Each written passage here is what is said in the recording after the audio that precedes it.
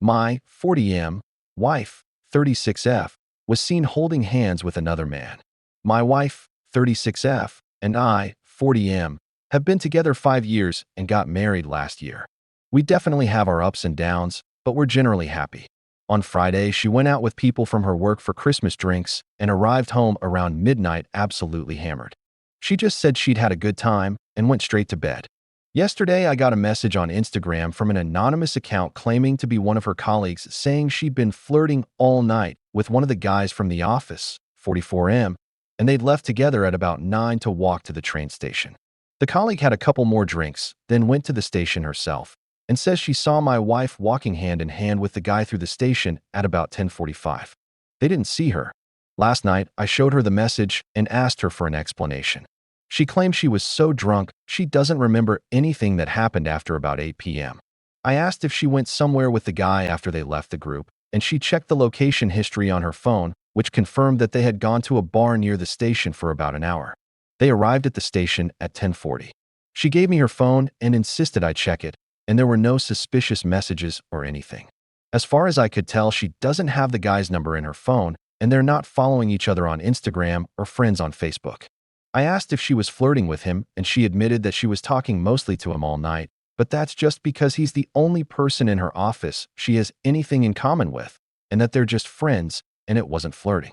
She's mentioned this guy to me before and said how much they have in common. I asked if they were holding hands, and she said she doesn't remember, but she doesn't think so. She claims to know who sent me the message and says it's a woman in the office who hates her, although she doesn't know why. Today she's been in a terrible mood, and we've not really spoken. So that's where we are. I'm not sure what to do. Is this as big a red flag as it seems to be? Update 1, 9 days later. A few people requested an update to my last post, and a lot has happened in the last week, so here it is. I'll post any further updates on my profile. TL, my wife, Sam, got drunk on a work night out and was seen holding hands with a guy from her office. Sam came home from work on Monday and casually said that she'd spoken with the guy, Tom, and he'd confirmed that they hadn't held hands. They'd just been walking arm in arm because she was drunk and wearing heels. I asked why her colleague, Helen, would make an Instagram account, track me down, and message me saying they held hands if it wasn't true. She said Helen is basically in love with Tom and made a pass at him just after his divorce, but he rejected her. I asked why Helen would feel threatened by her. She said because her and Tom are friends and Helen's a crazy jealous bitch as evidenced by the Instagram message. I asked why she went for a drink with just her and Tom. She said that according to Tom, they walked past this bar with an amazing live band playing, so they stopped in for a drink. Her only regret was doing too many shots too early and getting shit-faced.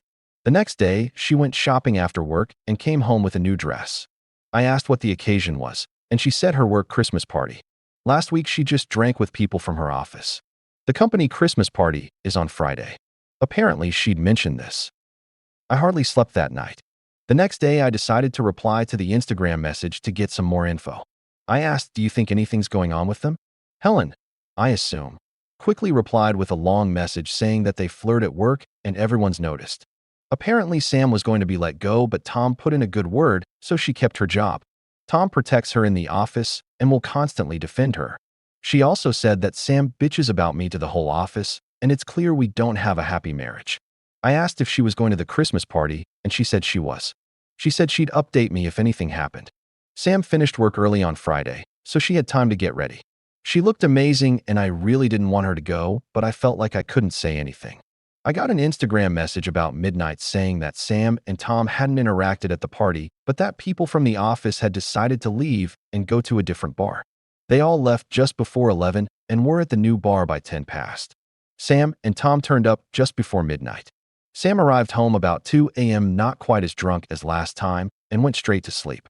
I pretended to be fast asleep. I looked at the location history on her phone. After leaving the venue, she'd taken a 3-mile detour to a residential street, stayed for half an hour, then gone to the bar. I sent the address to Helen. She didn't reply until the next morning when she said it was Tom's house. When Sam woke up, I just asked her straight out if she cheated on me with Tom last night. She angrily denied it. I told her that I knew she'd been to Tom's house. She accused me of spying on her, called me controlling, said she was going to stay with her sister. I demanded an explanation, and she said she went to his house so they could smoke a joint before heading to the bar. Then she stormed out.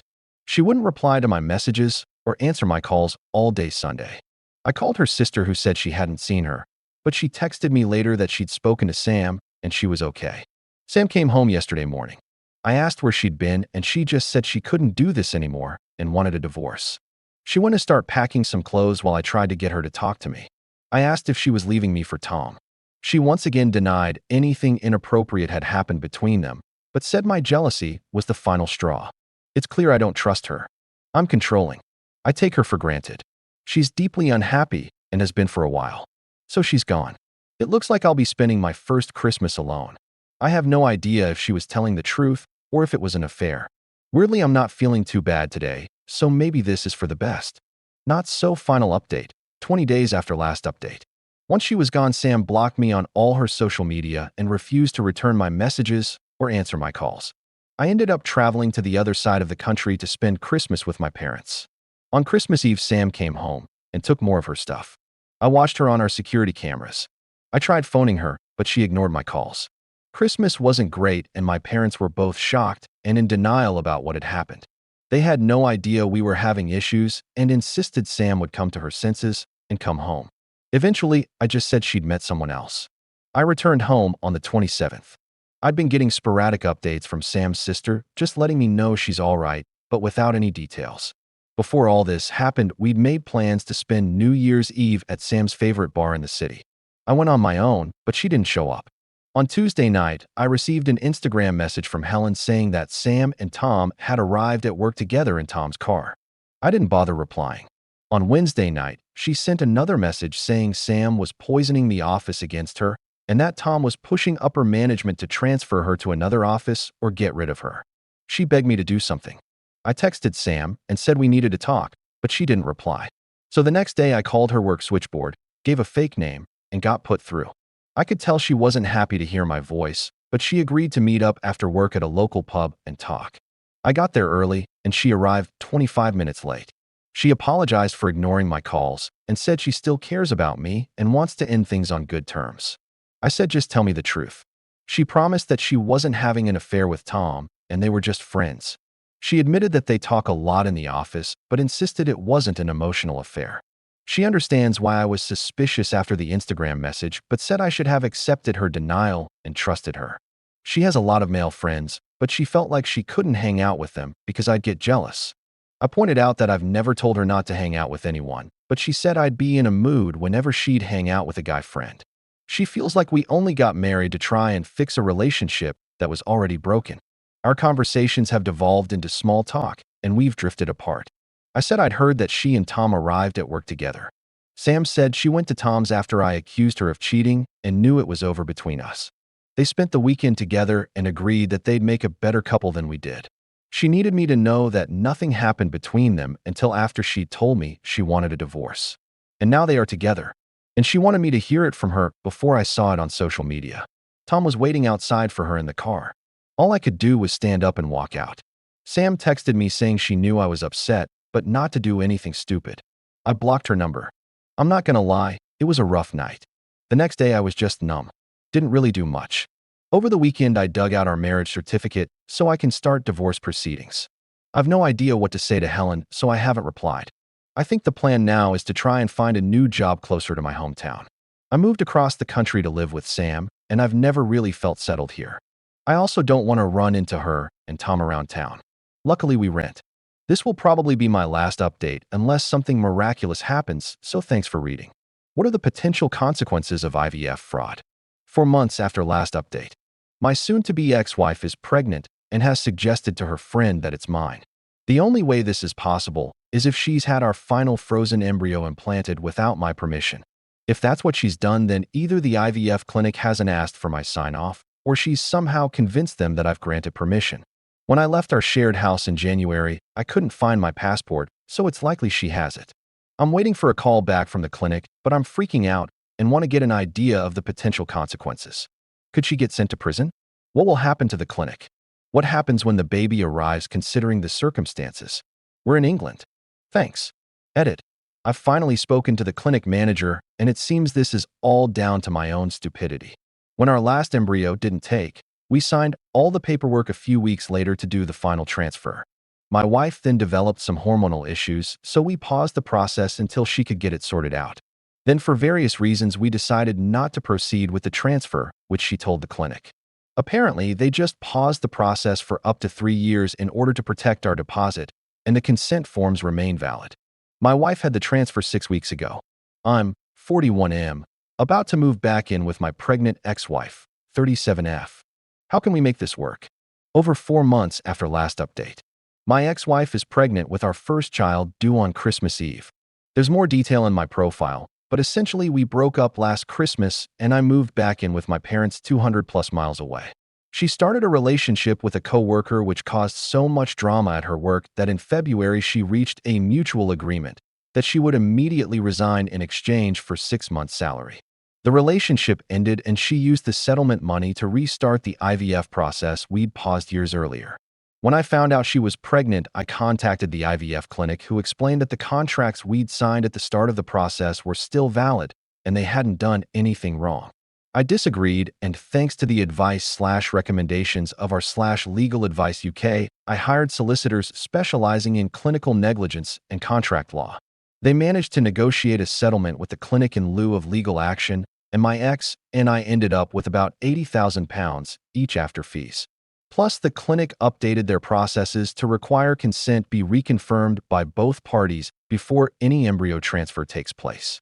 For the last 4 months, I've been in regular contact with my ex, discussing settlement negotiations and traveling down south for scans. When I asked why she did it, she just said that she knew this was her last chance to have a baby, and when she came into some money, she took it as a sign that she should go ahead with the embryo transfer before I remembered to withdraw consent. She's since been diagnosed with bipolar disorder, which in her mind has absolved her of any responsibility for her actions. She's desperate for us to get back together and raise our son as a family. I'm not interested in being a couple, but I obviously don't want to be 200 miles away from my son. I've got a new job, so I really didn't want to move back down to Hampshire. But she was willing to move up to Yorkshire as long as we lived together, so we agreed to spend the settlement money on a house in my hometown. I picked up the keys last week, and I've been furnishing/decorating in preparation for us moving in next week. My ex has no friends or family around here and no job. Us living together is going to be super awkward, but once the baby comes, I'm hoping we can get into a co-parenting routine. The new house has 3 bedrooms, so we'll have 1 each and 1 for our son. We've agreed not to see other people for at least 3 years, her request. What's the best way to navigate this situation? We're both very excited to be parents, and I hope I'm making the best of a shitty situation, but it's obviously fraught with potential pitfalls. I don't see us rekindling a romantic relationship, but in an ideal world, we'll live together for a few years, then sell the house, by which point she'll be settled here, and we can live close to each other and co-parent our son. I hope I'm not being unbelievably naive and making a huge mistake. My parents are excited to be grandparents, but they're not keen on the idea of us living together. Update. 3 months after last update. To say my last post got a negative response would be an understatement. It was a strange feeling reading all the replies saying what a mistake I was making after putting in so much thought and spending lots of time and effort to get where I was. Someone sent me a link to a TikTok of my previous posts. Hearing the worst time of my life being read out loud really affected me and brought out a lot of feelings of guilt and shame.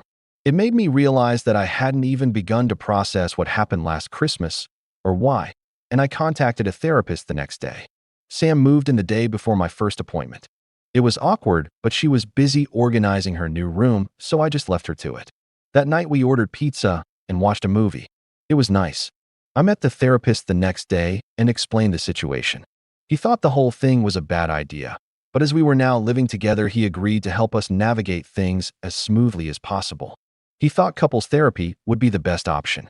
Sam and I have seen him every week since then and gone through our entire relationship. After 4 miscarriages, the last 2 at 12 plus weeks, absolutely wrecked Sam's mental health, I started cooling on the idea of continuing to try for a child. Instead of talking to Sam, she so desperately wanted to be a mom, I thought it would break her. I just pulled away from her. Of course, she noticed and blamed herself and began spiraling.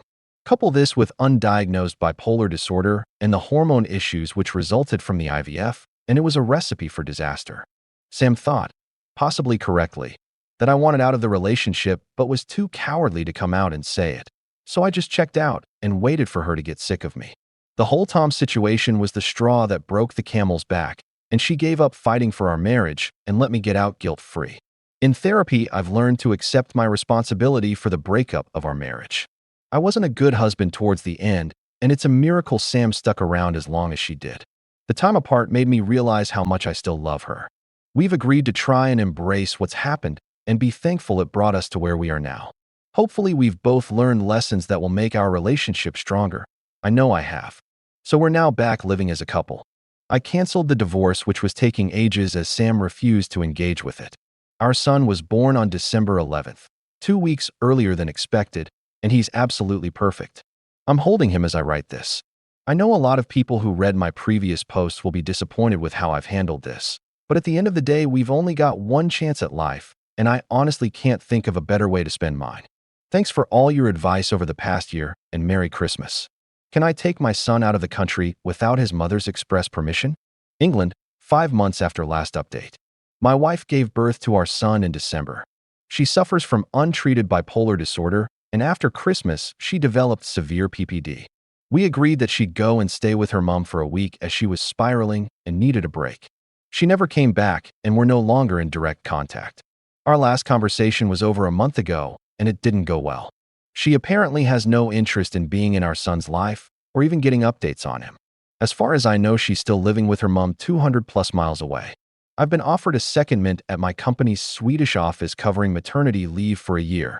I want to take it, but I don't want to tell my wife as she would likely try to throw a spanner in the works. I have my son's passport and original birth certificate. Can I just go without telling her? We also own a house together which I'd like to rent out while I'm away.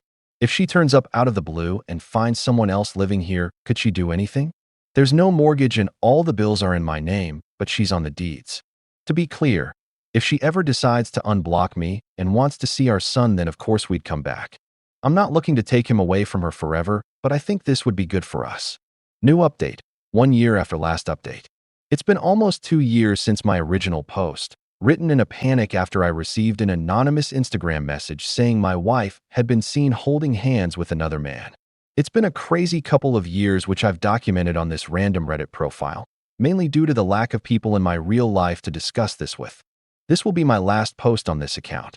I want to thank everyone who gave me advice over the years, even when it was obvious I wasn't going to listen to it. I still get messages asking for updates, so here's the final one.